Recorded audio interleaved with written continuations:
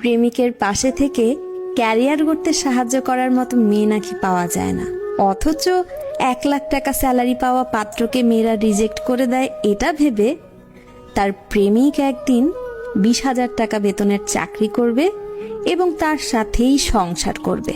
একটা সফল পুরুষের পেছনে একটা নারীর হাত কোনো না কোনোভাবে থাকেই, কিন্তু সফল হওয়ার পর উল্টো তাকে ফেলে পরিবারের পছন্দে কম বয়সী মেয়েকে বিয়ে করতে বিবেকে বাধা দেয় না। দিনের পর দিন, মাসের পর মাস, বছরের পর বছর কঠিন পরিস্থিতিতে পাশে থেকে সাহস জুগিয়ে খারাপ সময়ে হাতটা শক্ত করে ধরে রাখা মেয়েটাও শেষ পর্যন্ত ঠকে যায় ছেলেটা চাকরি পাবার পর। আর তোমরা বলো মেয়েরা বেঈমান?